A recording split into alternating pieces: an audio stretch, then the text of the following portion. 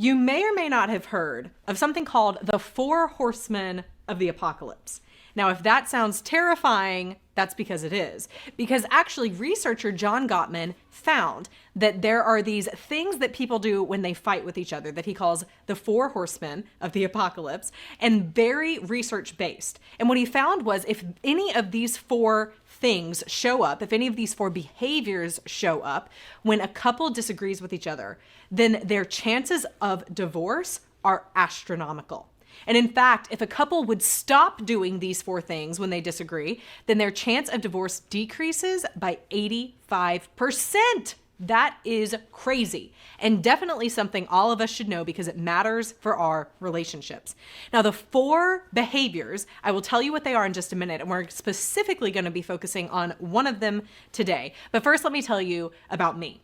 My name is Kimberly Holmes. I'm the CEO of Marriage Helper. I also have my master's in psychology. I also am working on my PhD in psychology. And so these behaviors that we're going to be talking about today, I know from the clinical perspective, as well as from being a married woman myself and having experienced it in my own marriage as well. And I can tell you that when these four things, any of them are present in an argument with my husband, it never goes well.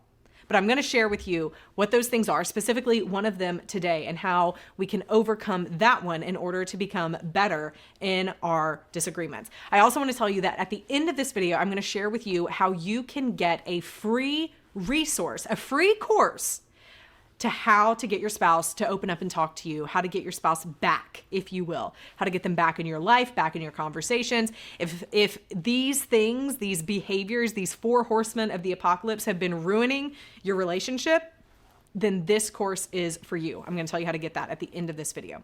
But first, the four behaviors, the four horsemen of the apocalypse, if you will, are as follows. There is criticism, contempt, defensiveness, and stonewalling.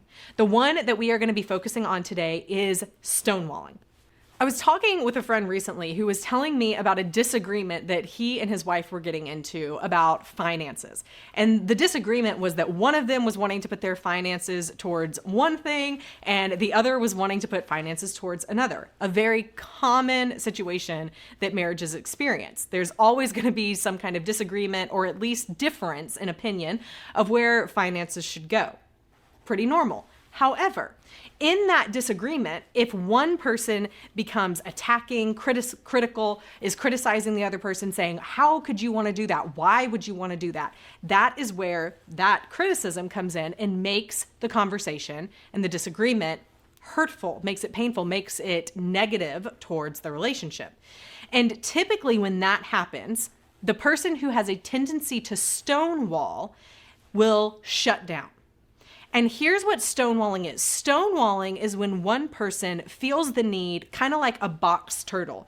They feel the need when arguments start to want to go into their shell and just shut themselves in because they don't want to deal with the conflict. It's a way of self-protection.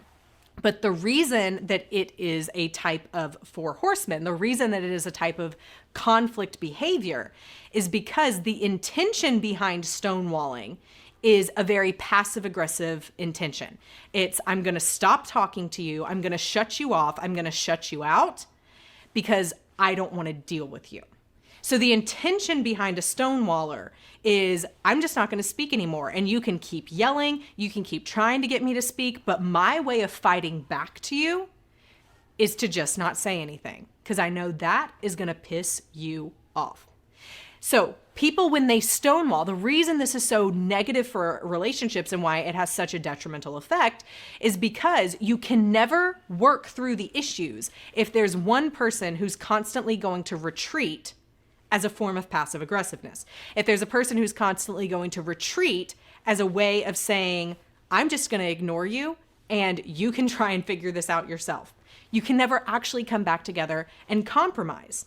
And so the question that this friend asked me was, so how do I know if I was stonewalling or if I was actually processing? And the answer to that is they can look very similar. Because when a stonewaller starts to look inward and box themselves in, it's their way of trying to process, probably, but there's also this very, I'm going to protect myself and I'm going to be passive aggressive about it. I'm going to do what I need to do. And I don't care if you're angry at me right now. I don't care about coming back to the conversation because I don't want to fight with you. That is what stonewalling is. The way that you can overcome stonewalling is by asking for a pause in the conversation. So if there is a person who's saying, am I stonewalling or am I processing? If that's what you are wondering in this situation, then one thing you can begin doing is when that comes up, when you have that tendency to want to retreat and be to yourself, is to say in the conversation, I need to process this. So will you allow me 2 hours, 4 hours, 24 hours, and we can come back to this topic tomorrow so I have time to process.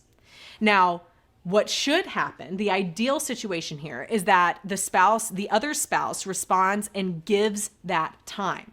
However, many spouses don't want to give 2, 4, 24 hours because the fear is you're never going to come back to it. And if someone has been a stonewaller and that has been their MO over the past several months or years, then that's going to be a rational fear that the other spouse has. How do I know you're telling the truth and you're actually going to come back to this?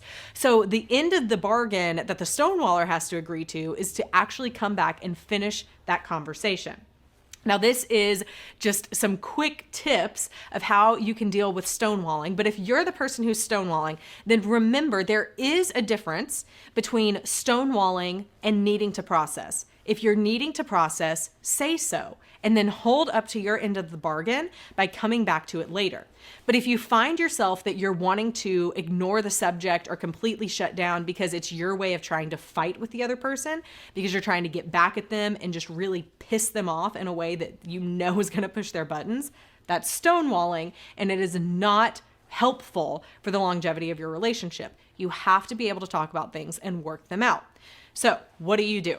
If you're the stonewaller, you ask for the time to process and then to come back to it. If you're the person being stonewalled, then realize that your spouse may be stonewalling you because they feel pushed. So what you can do is make it a safe place for conversation to happen and for compromise to occur. And what you'll find is that if you are married to a person who needs more time to process, then if you give them that time to process, you're going to come back together and be able to come to a much better conclusion and compromise for the situation than you would be if you constantly tried to push the situation and push for an answer today. It's not always best practices or best for our relationships to try and resolve everything right now. Sometimes we do need to sleep on it. Now, that doesn't mean we have to go to bed angry or anything like that, but that is the joy and the benefit of the person who needs the time to think, to say it and to say it graciously, to say it in a respectful tone and to ask for it without feeling attacked or being attacking towards the other person. So the bottom line is stonewalling is incredibly negative for relationships. Men do tend to have more of a tendency to stonewall than women, to just shut them out, to try and shut them up. That's what happens. People who stonewall do it because they feel attacked. So watch how you are presenting yourself in fights. Watch how you are coming across in the arguments that you have and try to be respectful. There is so much that goes into this. And that is why you need to get our free mini course. I was talking about it at the beginning of the video, and now I'm going to tell you how you can do it. If you join our course, which you can see on the screen right now, then be sure that you get in